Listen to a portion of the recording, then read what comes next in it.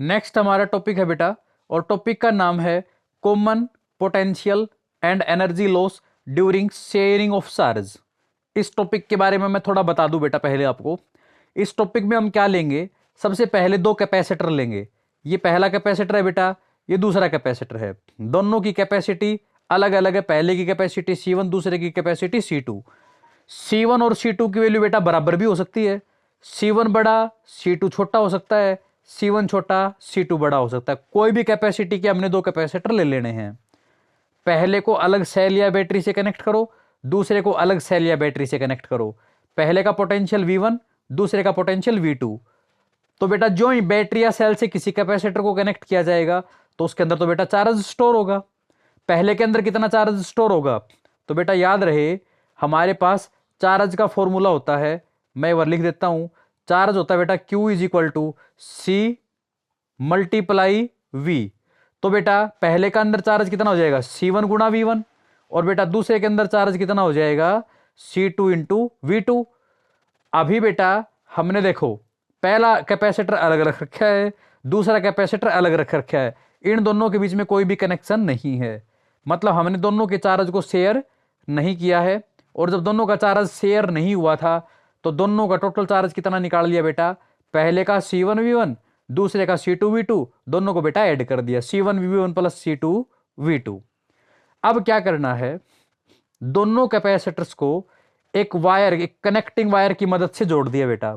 जो ही दो कैपेसिटर्स को कनेक्ट कर दिया जाता है तो जिसका पोटेंशियल हाई था, हो सकता है V1 बड़ा हो V2 छोटा हो, और हो सकता है V2 बड़ा हो और V1 छोटा हो। वो जो भी हो बेटा, जिसका पोटेंशियल हाई होगा उधर से चार्ज फ्लो करेगा, जिसका पोटेंशियल लो है उसकी तरफ। और कब तक फ्लो करता रहेगा बेटा वो चार्ज, जब तक दोनों का पोटेंशियल सेम ना हो जाए। जब दोनों का पोटेंशियल सेम हो गया, पहले का भी V और दूसरे का भी V, तो चार्ज ने फ्लो होना बंद कर दिया। अब बेटा इसके पास कितना चार्ज बच गया और इसके पास कितना चार्ज बच गया बेटा, ये हमें चाहिए बेटा। तो देखो मैं अभी आपको बताता हूं। तो फॉर्मूला होता है बेटा चार्ज का, कैपेसिटी मल्टीप्लाई वोल्टेज। तो पहले की कैपेसिटी तो होगी बेटा C1, और पहले का वोल्टेज अब कितना बच गया V। दूसरे की कैपेसिटी है C2 और वोल्टेज कितना बच गया V। दोनों का चार्ज निकाला, दोनों को जोड़ दिया बेटा। ये तो आ गया टोटल चार्ज आफ्टर शेयरिंग, और टोटल चार्ज बिफोर शेयरिंग भी निकाल लिया था बेटा। According to conservation of charge, sharing of charge के दौरान बेटा चार्ज का लॉस नहीं होता, there is no loss of charge. इसलिए हम क्या करेंगे, total charge after sharing is becomes equal to total charge before sharing.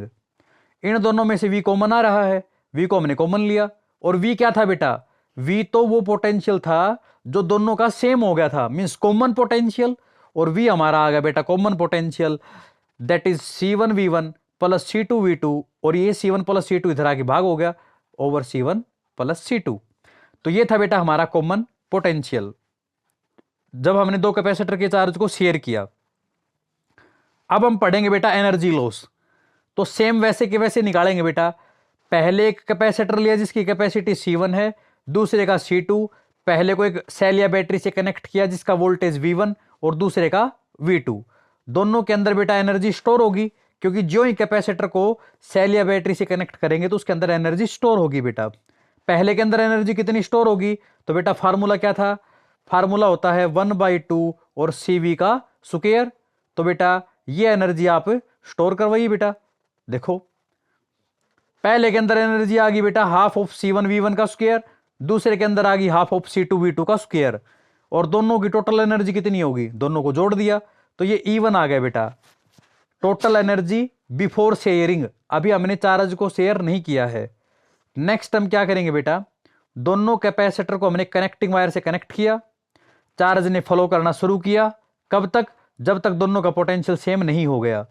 अब दोनों का पोटेंशियल सेम हो जाने के बाद इसके पास कितनी एनर्जी बच गई और इसके पास कितनी एनर्जी बच गई, हम वो लिखेंगे बेटा। पहले के अंदर तो एनर्जी आ गई हाफ ऑफ C1V का स्क्वायर, और दूसरे के अंदर आ गई हाफ ऑफ C2V का स्क्वायर, और दोनों को जोड़ दोगे तो ये क्या आ गई बेटा, टोटल एनर्जी आफ्टर शेयरिंग। अब बेटा हमें ये चेक करना है कि भाई हमारी एनर्जी का लॉस हुआ या नहीं हुआ। तो हम क्या करेंगे, E1 में से E2 को घटा के देखेंगे बेटा। अब देखो E1 में से E2 को घटाएं बेटा, एक बार मैं खाली जगह में चलता हूं बेटा। E1 में से मैं E2 को घटाऊं बेटा, और उत्तर यदि मेरा 0 आ जाए, इसका मतलब क्या हुआ बेटा, E1 और E2 दोनों बराबर है, बराबर में से बराबर गया था तो 0 बचा। E1 और E2 दोनों बराबर, मतलब पहले एनर्जी जितनी थी उतनी एनर्जी बाद में है, मतलब एनर्जी का लॉस नहीं हुआ। और यदि E1 माइनस E2 0 के बराबर नहीं आए, मतलब एनर्जी का लॉस हुआ है। तो अब हम क्या करके देखेंगे बेटा, E1 में से E2 को घटाओ, E1 की वैल्यू पुट करवाई बेटा, E2 की वैल्यू पुट करवाई, 1/2 दोनों में से कॉमन, सब में से कॉमन आ गया, यहां V स्क्वायर कॉमन आ गया, V की वैल्यू पुट करो, V तो क्या था, कॉमन पोटेंशियल था। कॉमन पोटेंशियल की वैल्यू अपने को पता है क्या होती है, C1V1 plus C2V2 over C1 plus C2।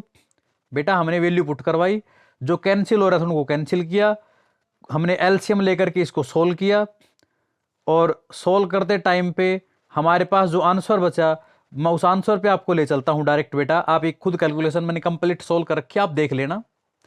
अब बेटा E1 माइनस E2 हमारे पास कितना आ गया, ये आ गया E1 minus E2 is equal to this. अब इस रिजल्ट को मैं एक बार एनालिसिस करता हूं बेटा। C1 C2, C1 क्या है, पहले कैपेसिटर की कैपेसिटी, C2 क्या है, दूसरे की कैपेसिटी। कैपेसिटी ऑलवेज पॉजिटिव होती है बेटा, तो पॉजिटिव की पॉजिटिव से मल्टीप्लाई भी पॉजिटिव रहेगी। नीचे C1 plus C2, positive plus positive भी क्या रहेगा, पॉजिटिव। इतना तो पॉजिटिव हो गया बेटा। अब बात करते V1 माइनस V2 की। हो सकता है V1 बड़ा हो, V2 छोटा हो, बड़े में से छोटा गया तो पॉजिटिव।